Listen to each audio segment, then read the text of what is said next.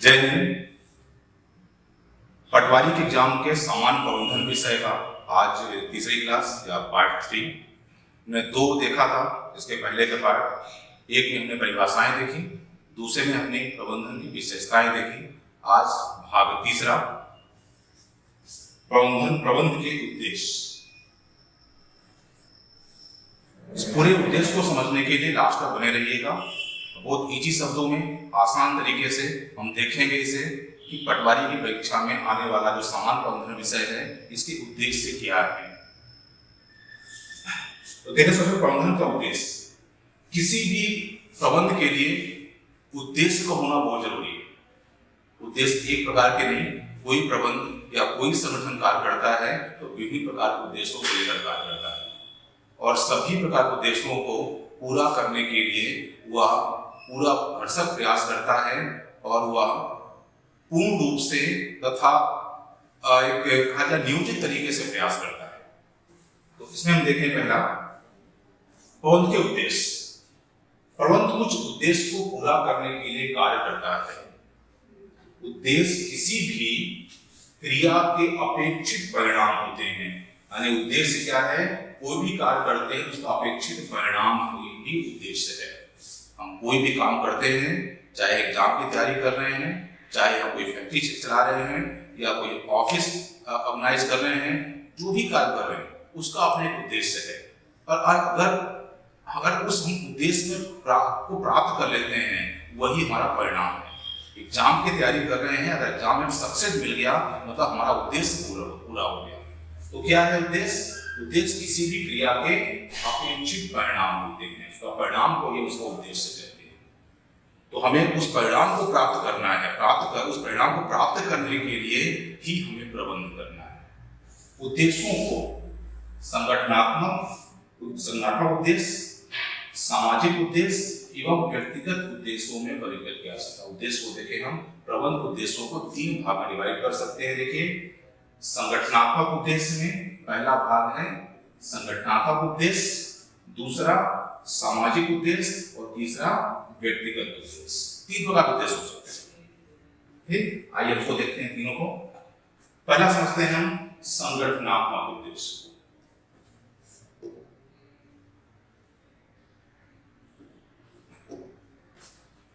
एक तो पहला देखते हैं हम कौन सा? संगठनात्मक उद्देश्य। क्या है देखें, प्रबंध संगठन के लिए उद्देश्यों के निर्धारण एवं उनको पूरा करने के लिए उत्तरदायी होता है। प्रबंध क्या करता है? संगठन के उद्देश्यों का निर्धारण। प्रबंध दोनों काम करता है। पहले उद्देश्य का निर्धारण करता है कि इस संगठन का उद्देश्य क्या है। हमने संगठन मीन्स ऐसा कोई ऑर्गेनाइजेशन, संस्थान, फैक्ट्री जिसका भी हम संचालन कर रहे हैं, तो वहां का जो प्रबंधक होता है, जो उस संगठन को बनाता है, वो संगठन बनाने के लिए उद्देश्य निर्धारित करता है कि संगठन इस व्यवसाय का उद्देश्य क्या है। फैक्ट्री है तो लाभ कमाना है, कोई सामाजिक संस्थान है तो उसका काम सामाजिक सरोकार करना है, यानी समाज का उत्थान करना है। कोई एजुकेशन सेक्टर है तो उसे लोगों को शिक्षा देना उसका उद्देश्य है। तो सबसे पहले उद्देश्य का निर्धारण किया जाता है कि उद्देश्य हमें कौन सा उद्देश्य अचीव करना है। तो प्रबंधक का कार्य क्या है? उद्देश्य का निर्धारण, उद्देश्यों के निर्धारण का निर्धारण। ठीक, पहली चीज आपका ये, यहाँ से क्वेश्चन बनते हैं ना, जहां मैं अंडरलाइन कर रहा हूँ, ठीक, मतलब यहाँ से क्वेश्चन बनेंगे आपके। ये प्रबंध का उद्देश्य क्या है? तो पहला उद्देश्य उसका है उद्देश्य का निर्धारण करना है। ठीक, और संगठन के लिए क्या उद्देश्यों का निर्धारण, उनको पूरा करने के लिए उत्तरदायी होता है। प्रबंध क्या करता है? उद्देश्यों का निर्धारण करता है, उसे पूरा करता है। दोनों कार्य करता है। प्रबंध ही से करता है कि हम उद्देश्य का निर्धारण करें और फिर उस उद्देश्य को पूरा करने के लिए हम प्रयास करें, उसके लिए हम मैनेज करें चीजों को, उसके लिए हम संसाधन लगाएं। एक सभी हितार्थी में उस संगठन से जुड़े हुए सभी लोग जो संगठन में जुड़े हुए हैं किसी न किसी तरीके से, सभी हितार्थी। जैसे कौन जुड़े हैं किसी संगठन में, कौन जुड़े हैं? देखिए, सबसे पहले अंशधारी, शेयर होल्डर्स कहते हैं इसे हम। आपने शेयर बाजार देखा होगा, शेयर बाजार में अगर शेयर खरीदते हैं तो जिस भी कंपनी का हम शेयर खरीदते हैं हम उस कंपनी के अंशधारी हो जाते हैं, शेयर होल्डर हो जाते हैं। और हमारा उद्देश्य वहां जुड़ जाता है कंपनी के साथ। कंपनी ग्रो करे, कंपनी प्रॉफिट अर्न करे तो मेरा भी भला हो, मैं भी प्रॉफिट अर्न करूं। तो प्रबंधक का एक कार्य क्या हो गया, अंशधारी का हित। दूसरा, कर्मचारी, जो भी उस संस्थान में उस संगठन में कार्य कर रहे कर्मचारी, उनके लिए हित, ठीक, उनके हित को भी साधना उसका उद्देश्य है। ग्राहक, जो भी इस संस्थान से जुड़ी हुई वस्तुओं को खरीदता है, शिक्षा संस्थान है तो विद्यार्थी, कॉलेज है तो विद्यार्थी, कोई हॉस्पिटल है तो वहां आने वाले ट्रीटमेंट कराने वाले मरीज, कोई भी संस्थान है, कोई बड़ी कंपनी है तो उसके बना हुआ प्रोडक्ट लेने वाले लोग, ये सब कौन है, उसके उस संस्थान के ग्राहक हैं। तो उनका हित भी साधना, उनके हित के लिए भी कार्य करना भी प्रबंधक का ही उद्देश्य है, प्रबंधक का कार्य है। तो प्रबंधक क्या करता है, पूरा करने के लिए उत्तरदायी होता है। सभी हितार्थी जैसे अंशधारी, ये सब हित के जुड़े होते हैं, अंशधारी, कर्मचारी, ग्राहक और सरकार, गवर्नमेंट आदि के हितों को ध्यान में रखना होता है। प्रबंधक क्या करता है, उसका प्रबंधक का संगठनात्मक उद्देश्य होता है कि उस संगठन से जुड़े हुए सभी लोगों के हितों की रक्षा करना। अगर उनके हितों की रक्षा नहीं होगी तो संगठन छोड़ चले जाएंगे। अगर लोग संगठन छोड़ के चले गए तो संगठन का कोई मतलब नहीं रहता, संगठन खत्म हो जाता है। तो कौन हित, किसका इसका हित है, अंशधारियों का हित है, शेयर होल्डर्स का हित है, उनका हित है लाभ कमाना, कर्मचारियों का हित है, उनका भी हित है कि हमें इस संगठन से हमें लाभ प्राप्त करना है, स्टेटस बनाना है, हमें यहाँ से बहुत सारी सैलरी अर्न करना है, हमें यहाँ पे अपने घर के लिए बहुत सारी सुविधाएं इकट्ठा करना है। ग्राहक का हित होता है यहाँ से हमें अच्छे प्रोडक्ट लेना है, यहाँ पे जिस चीज के लिए हम पैसा दे रहे हैं उससे हमें अच्छी चीज मिले। और सरकार का हित होता है कि ऐसा संगठन सरकार के लिए जीडीपी तैयार करे, सरकार के लिए एनपी तैयार करे, सरकार के लिए पर कैपिटा इनकम तैयार करे। यानी वह संगठन ग्रो करेगा, उससे लोग ग्रो करेंगे, उसके हितार्थी ग्रो करेंगे तो देश विकसित होगा, देश का जीडीपी बढ़ेगा। तो सरकार का हित भी है, आदि के हितों के ध्यान में रखना होता है। और व्यवसाय के आर्थिक उद्देश्यों को आगे देखें हम अगर, तो व्यवसाय के आर्थिक उद्देश्यों को पूरा करना, साथ ही जो व्यवसाय कर रहे हैं उसके आर्थिक उद्देश्यों को पूरा करना है। ऐसा नहीं कि जो भी संस्थान कार्य कर रहा है वो सिर्फ लोगों के लिए कार्य कर रहा है, वो सिर्फ अंशधारी, कर्मचारी, ग्राहक और सरकार के लिए कार्य कर रहा है, नहीं, उसके साथ साथ उसका भी अपना भी हित है, अपना हित भी साधना है। अपना हित नहीं साधेगा तो संस्थान खत्म हो जाएगा। तो उसका हित भी क्या है, व्यवसाय के आर्थिक उद्देश्यों को पूरा करना। व्यवसाय में जो भी आर्थिक क्रियाएं हैं, यानी उसको पैसा अर्न करना है, लाभ अर्न करना है, अपने कंपनी को ग्रो करना है, अपने को विकसित करना है और बहुत सारे व्यवसाय को फैलाना है। हर आज भी टाटा या रिलायंस की बात करें तो इतनी बड़ी कंपनी होने के बावजूद भी आज भी लगातार ग्रो करने का प्रयास करते हैं। लोग नई नई जगह पे इन्वेस्ट करते रहते हैं, नए नए सेक्टर्स ओपन करते रहते हैं, क्योंकि हर संस्थान को और बड़ा होना है। कोई राज्य स्तर का है तो उसे नेशनल स्तर बनना है, जो नेशनल स्तर का उसे इंटरनेशनल स्तर का बनना है, तो उसे ग्रो करना है, अपने आर्थिक उद्देश्यों को पूरा करना उसका हित है। ये उद्देश्य है अपने आप को, ठीक, इतना सब संस्थान को उद्देश्य देखें, अगर पूरा इसका लाइन का निचोड़ देखें, या अपने कहें संस्थान के आर्थिक हित में कौन बनाते हैं, वो व्यवसाय के आर्थिक हितों को पूरा करना। तो आर्थिक हितों में कौन बनाते हैं उसके, पहला है देखें, अपने आप को जीवित रखना। उस संगठन का कार्य है कि वह अपने आप को जीवित रखे, इसको हम आगे डिस्क्राइब करेंगे, पढ़ेंगे। दूसरा, लाभ अर्जित करना, सेकंड लाभ अर्जित करना, और तीसरा बढ़ोतरी करना, अपने आप में बढ़ोतरी करना। तीन उद्देश्य हैं इसके, ठीक। और उसके आर्थिक व्यवसाय के किसी भी संगठन के आर्थिक उद्देश्य में तीन चीजें आती हैं। संगठन अपने आप को जीवित रखे, संगठन लाभ अर्जित करे, और संगठन अपने आप को विकसित करे, बढ़ोतरी करे, अपने आप में विकास करे। देखिए एक एक को डिस्क्राइब करें अलग से फिर से। पहला है जीवित रखना या जीवित रहना।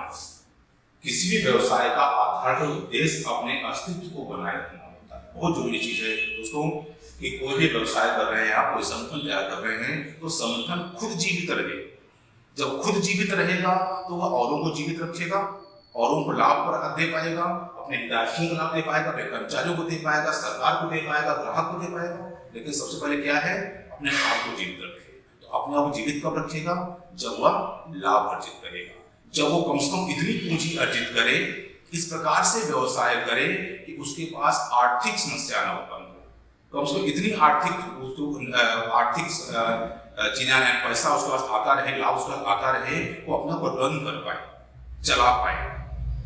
एक क्योंकि संस्थान को चलाने के लिए विभिन्न प्रकार की पूंजी चाहिए होती है। कर्मचारियों को वेतन देने के लिए पूंजी चाहिए, वहाँ पर रेंट भरने के लिए पूंजी चाहिए, बिजली का बिल भरने के लिए पूंजी चाहिए, सरकार को टैक्स देने के लिए पूंजी चाहिए, सामान का कच्चा माल खरीदने के लिए पूंजी चाहिए। तो विभिन्न उद्देश्यों के लिए पूंजी चाहिए होती है। तो सबसे बहुत इंपॉर्टेंट चीज है पूंजी अर्न करना, पूंजी को संभालना या पूंजी को बटोरना। ठीक, तो किसी व्यवसाय का उद्देश्य अपने अस्तित्व को बनाए रखना है। कोई संगठन तभी चलेगा जब वह जीवित है, और जीवित तब रहेगा जब वह अपनी पूंजी को बचा के रखा हुआ है, जब वह मार्केट से पूंजी निकाल रहा है, कम से कम इतनी पूंजी निकाल रहा है या इतना लाभ अर्जित कर रहा है कि वह आराम से रन कर पा रहा है अपने लोगों को, अपने संगठन से जुड़े हुए लोगों को या संगठन से जुड़े हुए हर संसाधनों को वह पैसा दे पा रहा है। दूसरा है लाभ। यहाँ सिर्फ जीवित रहने की बात हुई, जीवित होकर रह सकता है बिना लाभ के, यानी नो प्रॉफिट लॉस। बस एक होता है कि कंपनी से नो प्रॉफिट लॉस में चल रही है। कई संस्थान है जो नो प्रॉफिट नो लॉस पे वर्क करते हैं, वो सिर्फ जीवित रहते हैं। लेकिन किसी संस्थान को ग्रो करने के लिए, आगे बढ़ने के लिए उसको लाभ अर्जित करना भी जरूरी है। सिर्फ जीवित रहने से काम नहीं चलेगा। तो लाभ अर्जित करना, प्रबंध को यह सुनिश्चित करना होता है कि संगठन लाभ कमाए। ये कौन करता है, ये दोनों चीज कौन करेगा, प्रबंधक। जो प्रबंध कर रहा है, जो मैनेजमेंट वहां का कार्य, मैनेजमेंट का कार्य है कि जिस संगठन का मैं मैनेजमेंट कर रहा हूं वह संगठन जीवित रहे और साथ साथ लाभ भी अर्जित करे। लाभ अर्जित करेगा तो ग्रो कर पाएगा। अगर वो प्रॉफिट अर्न नहीं कर रहा है तो वह आगे नहीं बढ़ पाएगा। आगे नहीं बढ़ेगा तो हमेशा देखा होगा कि ठहरा हुआ पानी, तालाब का पानी, झील का पानी जो ठहरा होता है वो सड़ जाता है, खराब हो जाता है। जबकि चलता हुआ पानी, नदी का पानी हमेशा स्वच्छ रहता है, निर्मल रहता है। तो ठहराव किसी चीज के खत्म होने की निशानी है। कोई भी फैक्ट्री या कोई भी कंपनी, कोई व्यवसाय जब ऊपर जाते जाते जब जहां पे आके स्टेबल हो जाता है, रुक जाता है, मतलब उसके नीचे आने के चांसेस बढ़ जाते हैं। तो ठहराव नहीं होना चाहिए, लगातार उसको लाभ अर्जित करते रहना चाहिए और लाभ अर्जित करके अपने व्यवसाय को विभिन्न क्षेत्रों में ग्रो करते रहना चाहिए। और इंपॉर्टेंट चीज है। इसका तीसरा अगर हम आते हैं तो थर्ड देखें, वह है बढ़ोतरी, विकास। पहला देखा जीवित रखना थ्योरी है, अपने संगठन को जीवित रखे। दूसरा, संगठन जीवित रहने के साथ साथ लाभ भी अर्जित करे। और तीसरा है उसका कि लाभ के साथ साथ अपने आप को वृद्धि भी करे, विकसित भी करे। व्यवसाय के विकास को विक्रय आवट, किसी तरह से विक्रय आवट, कर्मचारियों की संख्या में वृद्धि, तीन प्रकार से बढ़ोतरी करेगा। कर्मचारी संख्या वृद्धि आदि के रूप में मापा जा सकता है। ठीक, दो चीज देखा जाए बढ़ोतरी में, एक विक्रय आवट और कर्मचारी की संख्या में वृद्धि। दो चीज इसमें, विक्रय यानी उसको अगर अपनी बिक्री बढ़ाना है, अपने सेल्स को बढ़ाना है, अपने क्षेत्र को बढ़ाना है। और दूसरा कर्मचारियों की संख्या, तो व्यवसाय बढ़ेगा, सेक्टर बढ़ेगा, नई नई फैक्ट्रियां लगेंगी, नए नए सेक्टर में फैक्ट्रियां लगेगी, तो कर्मचारी तो अपने आप बढ़ेंगे। तो दोनों काम में इसको बढ़ोतरी करना, लगातार बढ़ते रहना। आज भी देखिए आप इतनी बड़ी कंपनियां देखिए, चाहे टाटा देखिए, चाहे रिलायंस देखिए, अडानी ग्रुप देखिए, इस प्रतिवर्ष 1, 2, 4, 5 नए सेक्टर में आए थे, ये रुक नहीं रहे। अब एक सुई धागा से लेकर बड़ी बड़ी मशीनरी तक ही बनाते हैं। कई चीजें सोच भी सकते हैं कि अच्छा ये टाटा बना रहे हैं, ये रिलायंस बना रहे हैं, लेकिन वो बना रहे हैं, आवश्यकता नहीं है। कई छोटी चीजों बनाने की आवश्यकता नहीं है, लेकिन वो भी उसमें इन्वेस्ट कर रहे हैं। क्यों? क्योंकि उन्हें बढ़ाना है, अपने हर सेगमेंट को बढ़ाना है और हर सेक्टर में जाना है। तो यह क्या, बढ़ोतरी भी करते रहना चाहिए। तो इतनी चीजें क्या हो गई, हमने अभी तक देखा कि क्या था, संगठनात्मक उद्देश्य, संगठनात्मक उद्देश्य देखा हमने। अब हम देखते हैं इसमें सेकंड पॉइंट आते हैं, वह है सामाजिक उद्देश्य। तीन प्रकार का उद्देश्य देखा था, संगठनात्मक उद्देश्य, सामाजिक उद्देश्य और कर्मचारियों के लिए उद्देश्य। तो कोई संगठन में जो प्रबंधन होता है वह तीन प्रकार के उद्देश्य को लेकर कार्य करता है। पहला संगठनात्मक उद्देश्य और दूसरे जानते हैं हम तो सामाजिक उद्देश्य। यानी जो भी कंपनी कहीं पे कार्य करती है तो सिर्फ उसको लाभ अर्जित करना उसका उद्देश्य नहीं है, अपने आप को ग्रो करना ही उद्देश्य नहीं है, बल्कि जहाँ जिस देश में, जिस प्रदेश में, जिस क्षेत्र में कार्य करती है वहाँ उनके प्रति कुछ सामाजिक उद्देश्य भी होते हैं। ठीक, तो देखें इसमें क्या है, समाज के लिए लाभों की रचना करना। संगठन का उद्देश्य में क्या है, समाज के लिए लाभों की रचना करना। इसमें कौन कौन से लाभ है, उत्पादन के पर्यावरण पद्धति अपनाना, समाज के वंचित वर्गों को रोजगार के अवसर प्रदान करना एवं विद्यालय और स्वास्थ्य सेवाएं जैसी सुविधाएं प्रदान करना। जहां भी आपने देखा होगा कोई बड़ी कंपनी कार्य कर रही है, वह बड़ी कंपनी उस आसपास के एरिया को साफ सुथरा रखती है, बड़े बड़े अच्छे चौराहे बनाती है, उसे डेवलप करती है, उस एरिया में स्कूल खोलती है, कॉलेज खोलती है, हॉस्पिटल्स खोलती है और साफ सफाई पेड़ पौधे लगाती है, खूबसूरती बढ़ाती है, उस पूरी एरिया को डेवलप करने का काम उसका होता है। तो ये उसका सामाजिक कार्य है। बड़े बड़े मंदिर बनवाती है, अब बिरला मंदिर, Birla hospital, Tata hospital, Tata school, Tata college, बहुत सारे खुले, ये उनका सामाजिक दायित्व है। तो गवर्नमेंट ने दायित्व दे रखा है हर कंपनी को ये रूल से बाहर के कि कोई भी कंपनी जो भी किसी क्षेत्र में काम कर रही है उस क्षेत्र के विकास का कार्य भी उसका है। तो अपने प्रॉफिट का कुछ परसेंट उसके उस एरिया के सामाजिक विकास में लगाया जाता है। तो किस प्रकार कौन को सामाजिक विकास करती है, पर्यावरण, यानी पर्यावरण को बचाने का कार्य, पर्यावरण को बचाकर वहां डेवलपमेंट करना। ठीक, अगर उद्योग से कुछ पर्यावरण को हानि हो रही है तो बहुत सारा वृक्षारोपण आदि करके पर्यावरण को शुद्ध रखना, निर्मल रखना। दूसरा, समाज के वंचित वर्गों को रोजगार को सप्लाई करना। उस समाज में रहने वाले लोगों, उस एरिया में रहने वाले जितने लोग हैं उन्हें रोजगार के अवसर प्रदान करना। दो प्रकार के मजदूर कार्य करते हैं, ट्रेंड और अनट्रेंड। तो ट्रेंड इंजीनियर हो गए और ड्राइवर हो गया, इलेक्ट्रीशियन हो गया, बिल्डर हो गया, ये ट्रेंड है। इन्होंने कोई कोई कोर्स कर रखा है, कोई कोई गुण आते हैं, इन्हें काम मिल जाता है। लेकिन जो अनट्रेंड है, जो मजदूर वर्ग है, जिन्हें हर जगह काम नहीं मिलता, उन्हें भी काम देना। तो रोजगार का अवसर प्रदान करना। एक विद्यालय, अपने जिस एरिया में उद्योग है, जिस एरिया में संस्थान कार्य कर रहा है, संगठन कार्य कर रहा है, वहाँ स्कूल, अच्छे स्कूल मुहैया कराना और लोगों को शिक्षित करना। और स्वास्थ्य सेवाएं, अच्छी हॉस्पिटल खोलना, अच्छी चिकित्सा व्यवस्था करना, प्राथमिक से लेकर हाई लेवल तक की खोलना और वहाँ के लोगों को चिकित्सा मुहैया करना। आज देखें इंडिया में बहुत सारे हॉस्पिटल हैं जो कि प्राइवेट इंडस्ट्रीज की हैं, टाटा ग्रुप की बहुत सारी, बिरला ग्रुप की बहुत सारी, रिलायंस की बहुत सारी हॉस्पिटल्स हैं। ये उनका सामाजिक उद्देश्य है। एक थर्ड देखें हम, पहला संगठन उद्देश्य, दूसरा सामाजिक उद्देश्य और तीसरा आते हैं कर्मचारी संबंधी उद्देश्य। जो कर्मचारी उनके यहाँ साथ कार्य कर रहे हैं उनके प्रति भी संगठन और समाज का, संगठन और संस्थान का कोई उद्देश्य होता है। कर्मचारियों के हितों के लिए कार्य करना। तो संगठन उन लोगों से मिलकर बनता है जिनसे उनका व्यक्तित्व, पृष्ठभूमि, अनुभव एवं उद्देश्य अलग अलग होते हैं। प्रबंधन को संगठन में तालमेल के लिए व्यक्तिगत उद्देश्यों के साथ साथ मिलान करना होता है।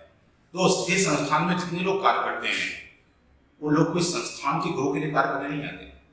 जैसे हम या आप किसी संस्थान में काम कर रहे हैं तो हमारा व्यक्तिगत उद्देश्य है, हर व्यक्ति का अपना व्यक्तिगत उद्देश्य होता है, वो अपने उद्देश्य के लिए जुड़ता है और उसका उद्देश्य क्या है, लाभ अर्जित करना, यानी अर्निंग करना, अच्छी सैलरी पाना, अच्छा स्टेटस बनाना, अपनी अच्छी समाज में इज्जत बनाना, जो है ना। सबका आप उद्देश्य लेकर बैठे हुए हैं, सबके विचार अलग है, सबके वेशभूषा अलग है, सबके बोली चाल अलग है, सबकी एजुकेशन अलग अलग है। तो अलग उद्देश्य, अलग अलग उद्देश्यों को लेकर जुड़े हुए एक संगठन में लोगों को लेकर साथ में लेकर चलना और उनके सभी के अलग उद्देश्यों की पूर्ति करना बहुत कठिन काम है, लेकिन प्रबंधक को ये करना पड़ता है। कि हर अलग विचार के लोगों को एक साथ जोड़ के चले, जिनका सबका अलग अलग उद्देश्य है। अगर उनके उनके जिस उद्देश्य से व्यक्ति जुड़ा है संगठन में, अगर उनका उद्देश्य पूरा नहीं होगा तो संगठन छोड़ जाएगा। वो जुड़ा है कि मैं इस बड़े संगठन में जुड़ा हूँ, मुझे अच्छी सैलरी मिलनी चाहिए, मैं खूब मेहनत करूंगा, खूब काम करूंगा, तो उस खूब मेहनत करने का नतीजा क्या होगा कि मुझे प्रमोशन मिलना चाहिए, और प्रमोशन मिलेगा तो मुझे और अच्छा स्टेटस सिंबल मिलना चाहिए। नहीं मिला तो उसे प्रमोशन नहीं मिला, उसकी सैलरी ग्रो नहीं हुई, तो कल से काम करना कम कर देगा। तो उसका उद्देश्य है हाई पोस्ट तक जाना। तो संगठन का या प्रबंधक का यह कार्य है कि उसकी इच्छाओं को देखते हुए, उसके काम को देखते हुए, उसके उद्देश्य को पूर्ति करने में उसकी मदद करे। ध्यान दें, इसीलिए हमारे गवर्नमेंट ने अपने इकोनॉमिक्स में पढ़ा होगा कि नवरत्न कंपनियां, महारत्न कंपनियों का गठन किया है, और ये एक कॉम्पिटिशन है कि जो अच्छा कार्य करेगा अपने, और जो कर्मचारी अच्छा काम करेंगे, अच्छा काम करके अपनी कंपनी को नवरत्न कंपनी में ले आएंगे, तो उन कर्मचारियों को सैलरी में वृद्धि होगी, उनके जो जहाँ भी रहते हैं वहाँ पर उनके क्वार्टर्स, उनके रहन सहन, उनकी स्कूल की व्यवस्था, उनकी चिकित्सा व्यवस्था, इस सब में अच्छी व्यवस्था दी जाएगी, अच्छे मकान दिए जाएंगे रहने के लिए। जो और अच्छी मेहनत करेगा और ग्रो करेगा कंपनी को, महारत्न कंपनी में शामिल करवा देंगे, जो संगठन सभी मिलकर उन्हें और अच्छी फैसिलिटीज मिलेगी। ये कॉम्पिटिशन है, लेकिन ये जो संस्थान में जुड़ने वाले कर्मचारी हैं, उन सबका उद्देश्य भी है कि मुझे ग्रो करना है, अपने स्टेटस को बढ़ाना है, अपनी अर्निंग को बढ़ाना है। तो कर्मचारियों का जो सही संगठन से कर्मचारी जुड़ते हैं, उस संगठन को लोग मिलकर, ऐसे लोगों से मिलकर बनता है जो विभिन्न उद्देश्यों के साथ संगठन में जुड़ते हैं। ठीक, तो प्रबंध को संगठन में तालमेल के लिए व्यक्तिगत उद्देश्यों के साथ मिलान करना पड़ता है। संगठन का उद्देश्य अपनी जगह है, तो संगठन को उद्देश्य को भी पूरा करना है, प्लस साथ में कर्मचारियों के अपने उद्देश्य को भी पूरा करना है। जब कर्मचारियों के अपने उद्देश्य पूरे होंगे, तब संगठन का उद्देश्य पूरा होगा। तो दोनों का मिलाकर तालमेल बैठाना और दोनों को साथ में लेकर और संगठन के उद्देश्य को पूरा करना, ये प्रमुख प्रबंधन का कार्य है या प्रबंधन का कार्य, यही प्रबंधन है। Thank you. तो यहीं तक हमने देखा आज उद्देश्य। नेक्स्ट वीडियो फिर जल्दी यहाँ आएंगे और इससे आगे फिर से एक नया पार्ट, चौथा पार्ट लेके आएंगे, चौथी क्लास लेके आएंगे। ठीक, तब तक के लिए जय हिंद, जय भारत।